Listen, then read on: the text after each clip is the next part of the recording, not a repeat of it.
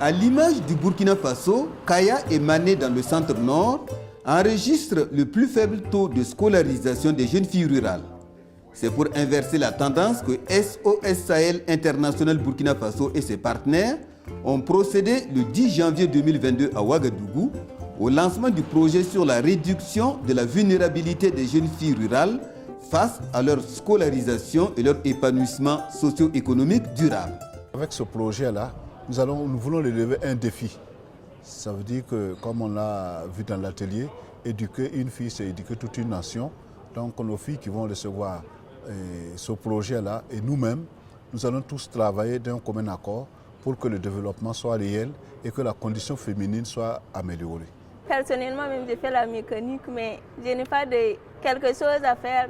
Genre, si je finis ma formation l'année prochaine, je n'ai pas assez de moyens pour ouvrir un garage, mais de même que les autres filles aussi. Mais une fois qu'on gagne encore du soutien, ça va nous aider.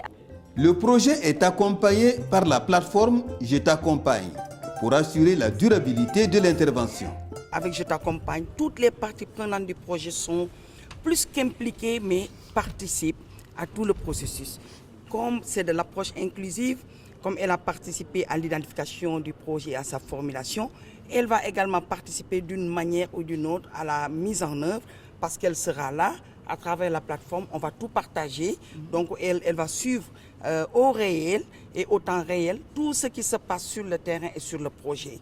Donc voilà, et on va également recueillir son avis ou ses suggestions à temps voulu. Ce sera de même pour nous, Je t'accompagne. On sera là pour accompagner, coacher tout la stratégie qui va se développer autour du concept Je t'accompagne, notamment ce qui est de la responsabilisation des bénéficiaires à conduire eux-mêmes les activités du projet. On va donc ensemble avec SOS Burkina, avec le porteur de projet SOS Luxembourg, qui est également membre de Je t'accompagne, avec la marraine et les bénéficiaires, on va ensemble mettre en place un dispositif autonome, un dispositif endogène qui est constitué par ce qu'on appelle un comité de gestion locale, un animateur endogène et on va accompagner tout le processus en collaboration bien sûr avec les services techniques de l'État.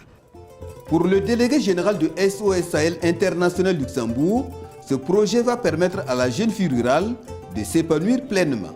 L'objectif de ce projet, de donner tous les outils nécessaires afin qu'ils puissent marcher. Je vous souhaite bon vent et que ce ne soit pas chacun pour soi et qu'on ne travaille pas pour soi mais pour une collectivité, pour le Burkina Faso qui en a tant besoin en ce moment.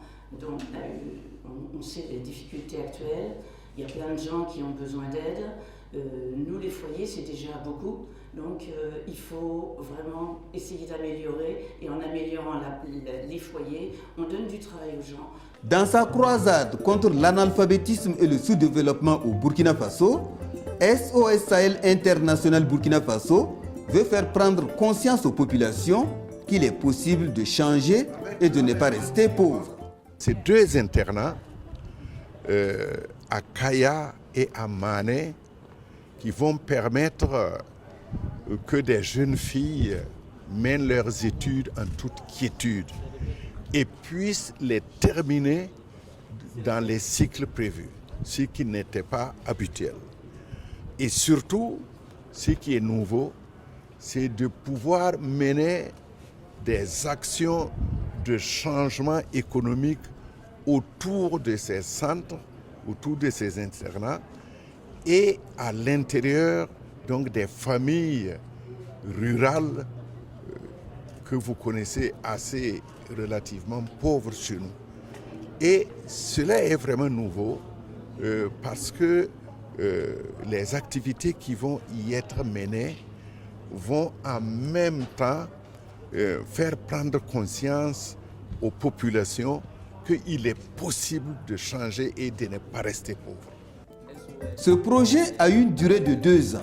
Il a un budget de plus de 229 millions de francs CFA. Il concerne 53 000 bénéficiaires directs. Ils sont constitués par des filles soutenues par les foyers et leurs ménages d'origine. Les populations riveraines des 2 foyers sont également concernés par le projet.